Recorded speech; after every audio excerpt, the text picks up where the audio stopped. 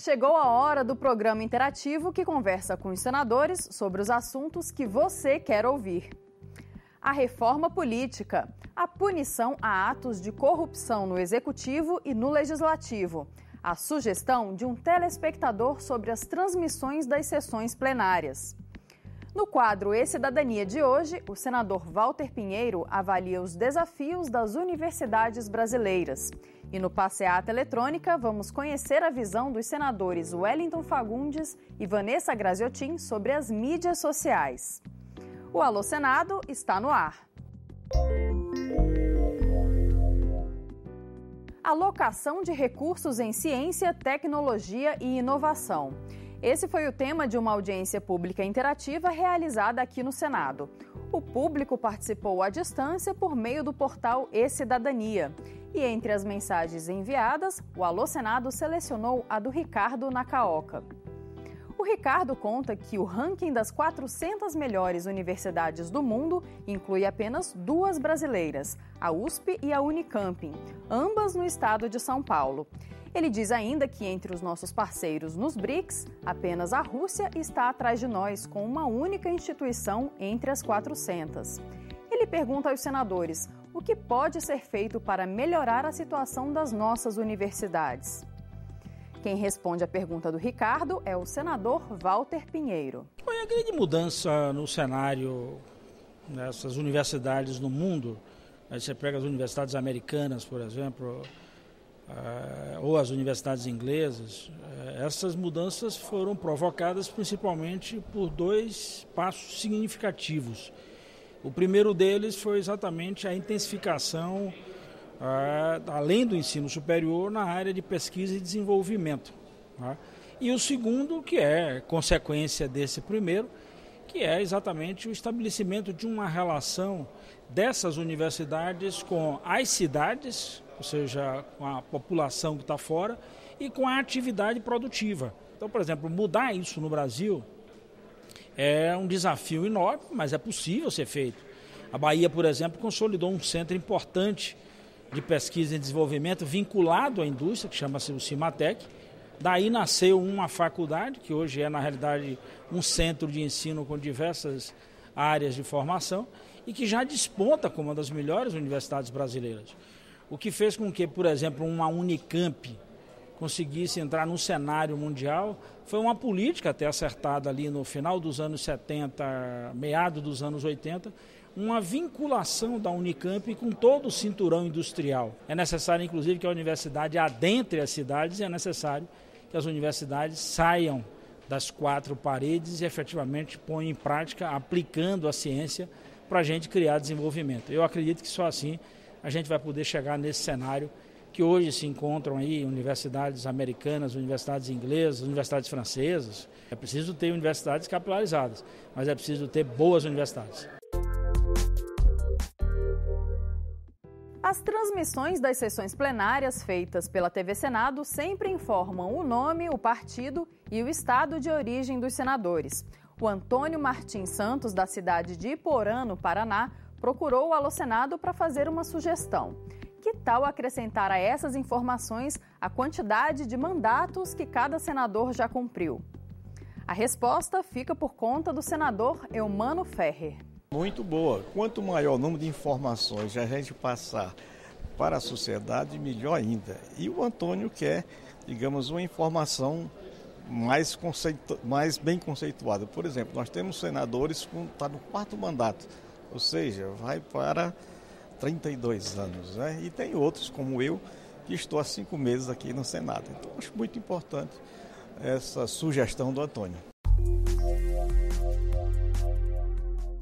O Passeata Eletrônica de hoje traz 2 exemplos de como o uso das redes sociais vem mudando a relação entre os parlamentares e seus eleitores.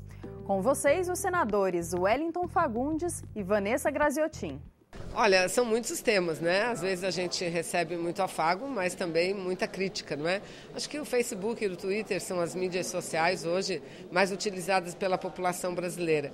E creio que nós precisamos somente pôr um termo de responsabilidade. Eu acho que isso aflora também a disseminação e o tal nível de democratização das mídias sociais que cada um vai ter que ter a sua autorresponsabilidade nas manifestações que faz, porque as manifestações das pessoas mais famosas, as mais simples, elas correm assim rapidamente dentro da mídia social, né?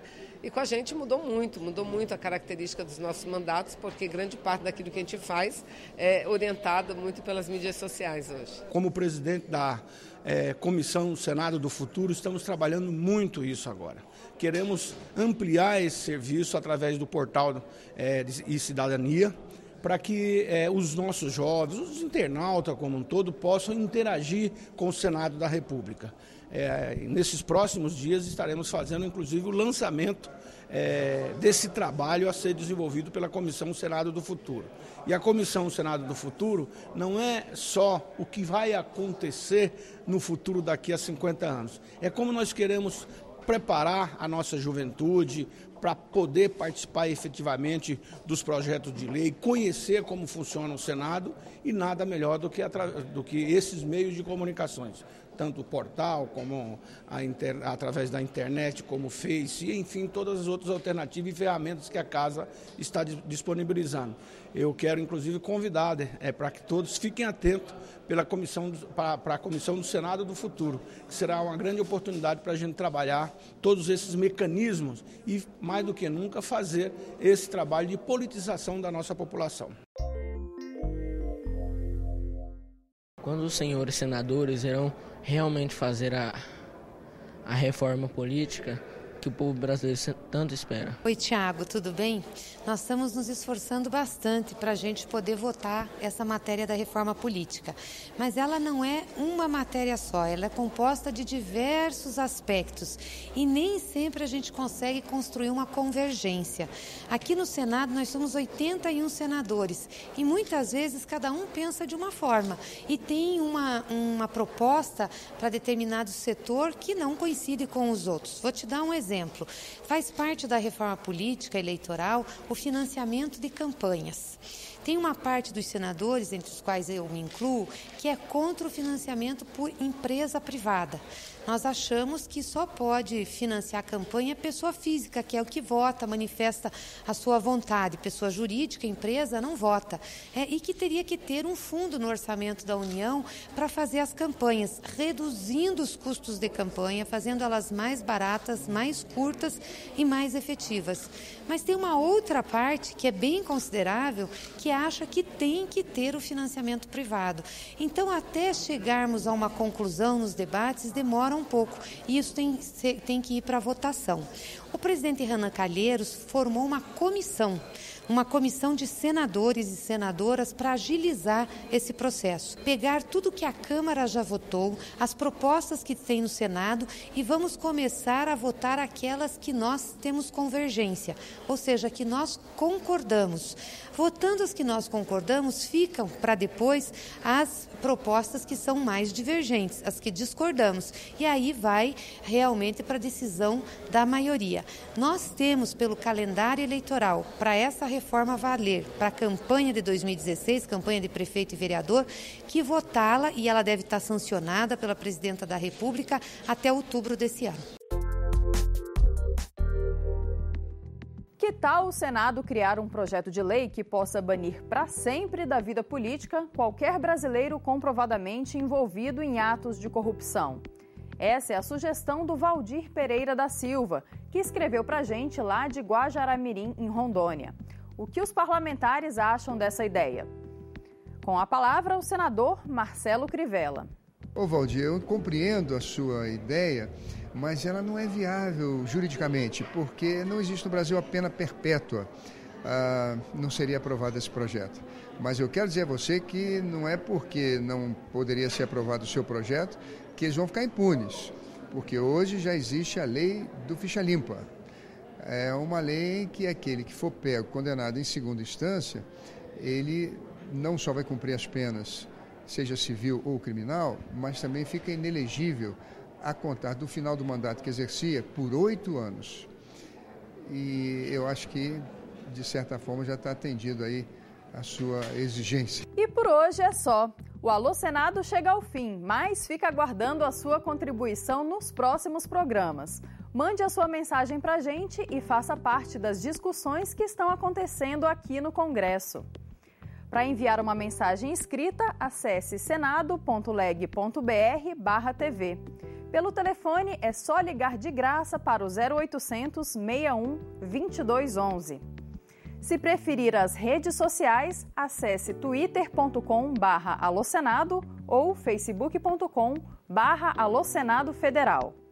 Se quiser escrever ou mandar a sua pergunta em vídeo para o nosso WhatsApp, o número é 61 9966 1616. Participe!